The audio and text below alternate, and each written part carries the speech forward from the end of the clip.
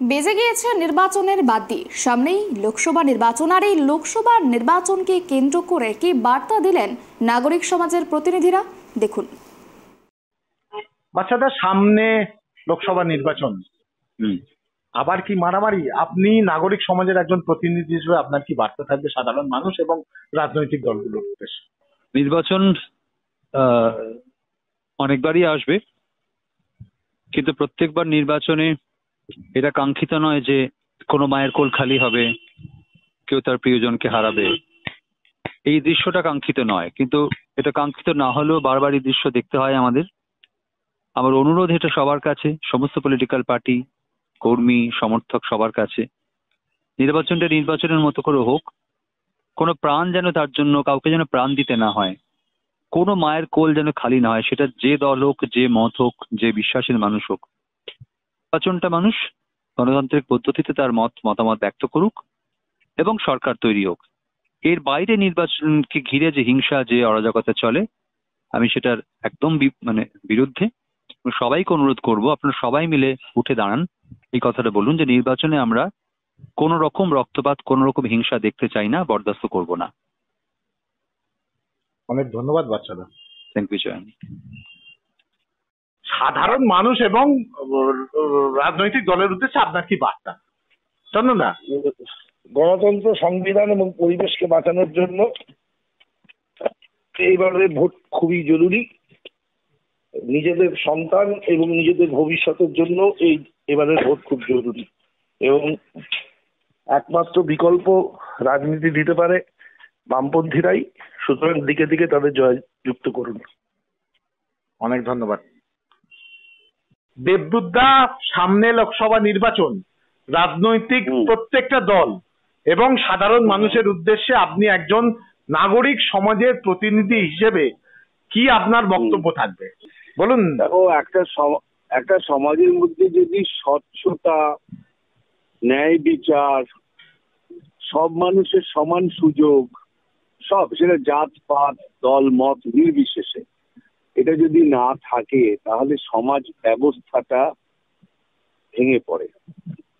পৃথিবীর সবচেয়ে ক্ষতি পৃথিবীর সবচেয়ে বুদ্ধিমান প্রাণী করছে, সে যদি নিজে না বোঝে যে সে একটা ধ্বংস প্রক্রিয়ার মধ্যে রয়েছে, তাহলে পৃথিবীটার ধ্বংস কেউ আটকাতে পারবে না, অন্তত মানব জাতির ধ্বংস কেউ আটকাতে পারবে না। তা আপনার কি বার্তা থাকবে মানুষের উদ্দেশ্যে, রাজনৈতিক দলগুলোর উদ্দেশ্যে? আপনি তো যে ভাষা বলছেন সেগুলো তো সাধারণ মানুষ বুঝবে না দেবদূতদা। সাধারণ ভাষাই বললাম তো, যে সাধারণ মানুষ যদি না বোঝে কিসে তার ভালো, তাহলে মানব সমাজ ভোট টোট অনেক পরে, সেটা সেই সমাজ ব্যবস্থাটা টিকে থাকে। চোর ডাকাত, খুনি, বাটপার এইসবরাই ভরে যায় এবং তারা শাসন ব্যবস্থা হাতে নিলে মানুষের দুর্বিষহ অবস্থা তৈরি হয়। সাধারণ মানুষকে কি বার্তা দেবেন দেবদূতদা? ফেলেছি, আর বার্তার কিছু নেই, যা বলার বলেছি, সাধারণ মানুষ বুঝতে পারবেন। অনেক ধন্যবাদ, অনেক ধন্যবাদ। Thank you. সাধারণ মানুষের উদ্দেশ্যে আপনার কোনো বার্তা? সামনে এত বড় একটা নির্বাচন, জয়দা, 2 লাইন বলুন।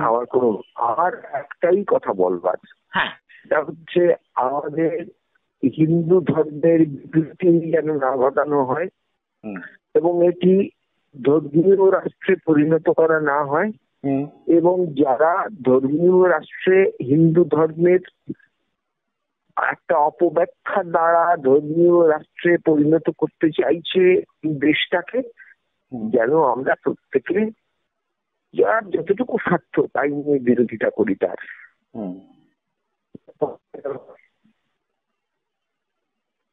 ঠিক আছে, ঠিক আছে। কৌশিকদা, সামনে ভোট, আপনার কোনো বার্তা? না, কোনো বার্তাই নেই। তার কারণটা হচ্ছে আমরা জানি যে কারোর বার্তাতে কিছু এসে যায় না। এটা সাধারণ মানুষের দায়িত্ব নয় ভোটটা শান্তিপূর্ণভাবে হওয়া। শান্তিপূর্ণভাবে ভোটটা দেখার জন্য চিফ ইলেকশন কমিশনার এসছেন দিল্লি থেকে। তারা প্রচুর মেজার্স নিয়েছেন, প্রচুর সেন্ট্রাল ফোর্স থাকবে, রাজ্যের পুলিশও থাকবে। সুতরাং দরকার হচ্ছে সদিচ্ছা, রাজনৈতিক ইচ্ছা, সব রাজনৈতিক দলগুলো ফলে রাজনৈতিক দলগুলো সদিচ্ছা ছাড়া কখনোই কোনো কাজই শান্তিপূর্ণভাবে হবে না। সুতরাং এটার জন্য আমাদের আবেদন নিবেদন কোনো মানেই হয় না, নাগরিকদের আবেদন কিচ্ছু এসে না। সাধারণ মানুষ গোলমাল করে না, গোলমাল করে রাজনৈতিক দলগুলোই গোলমাল করে। সুতরাং আশা করব যে সেন্ট্রাল ফোর্স থাকবে, আশা করব যে রাজ্য পুলিশের প্রচুর পুলিশ কর্মী এবং অফিসাররা থাকবেন, এবং সর্বোপরি রাজনৈতিক দলগুলো সদিচ্ছা থাকবে। তাদের সদিচ্ছা থাকলে ভোট শান্তিপূর্ণ হবে।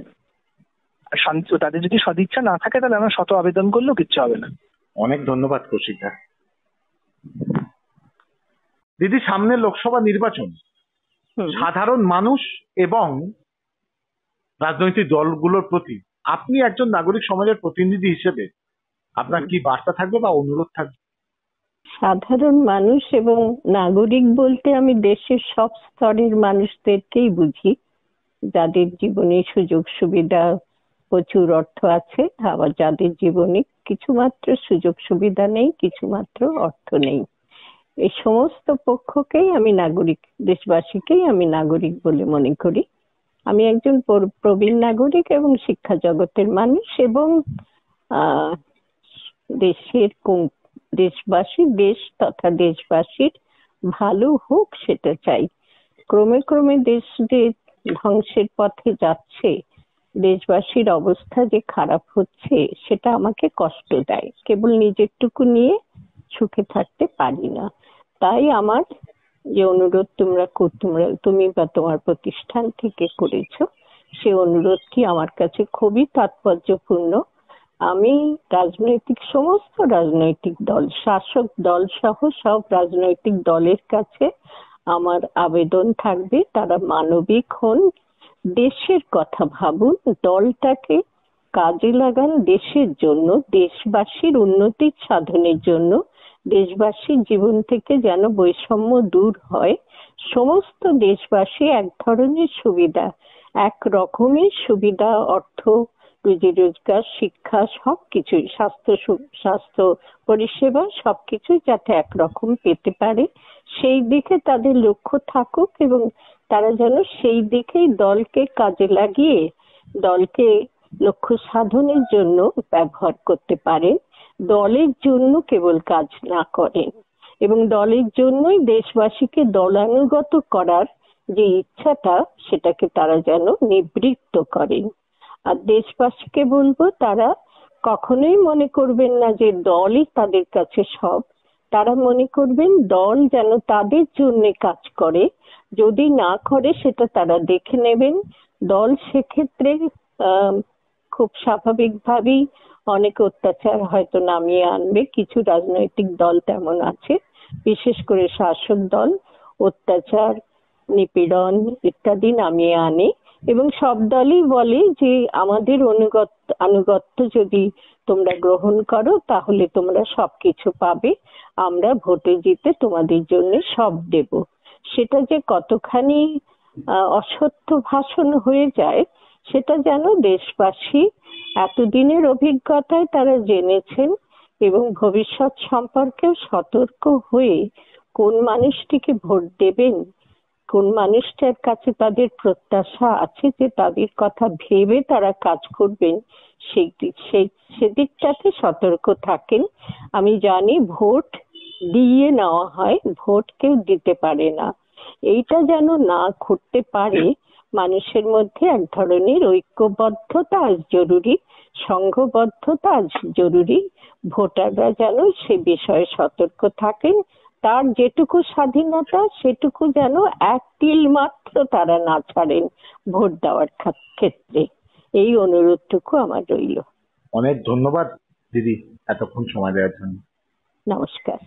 সামনে লোকসভা নির্বাচন, সাধারণ মানুষ এবং রাজনৈতিক দলের উদ্দেশ্যে আপনার কি বার্তা থাকবে? এটা সবাই লড়াই বলছে, যুদ্ধ বলছে। আসলে আমি বলছি কোনো লড়াই, কারোর বিরুদ্ধে কোনো লড়াই নয়, কারোর বিরুদ্ধে কোনো যুদ্ধ নয়। যুদ্ধটা হচ্ছে নিজেদের সঙ্গে, আমাদের অধিকারকে সুপ্রতিষ্ঠিত করবার জন্য এই হচ্ছে আমাদের লোকসভা ইলেকশন। যারা এমপি হবেন তারা ওখানে গিয়ে আইন প্রণীত হবে, সুতরাং তাদের অনেক বড় গুরুদায়িত্ব দেশের প্রতি।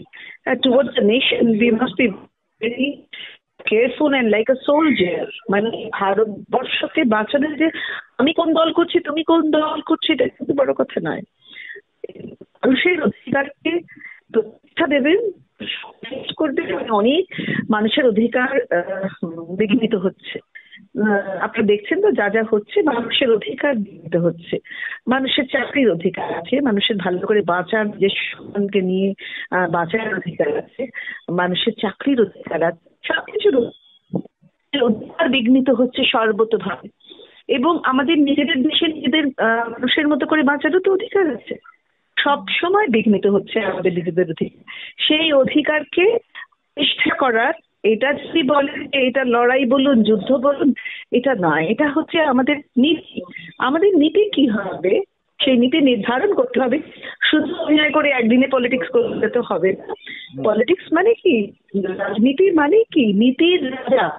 সেই নীতিগুলো যদি আমরা নির্ধারণ প্রপারলি না করতে পারি, সেই নীতিগুলো কি, তার জন্যে খুব সুন্দর কথা বলেছি চৌর্য সাম্রাজ্য। তো এই চৌর্য সাম্রাজ্য থেকে আমরা বেরিয়ে আসতে চাই। অনেক অনেক ধন্যবাদ দিদি, অনেক ধন্যবাদ।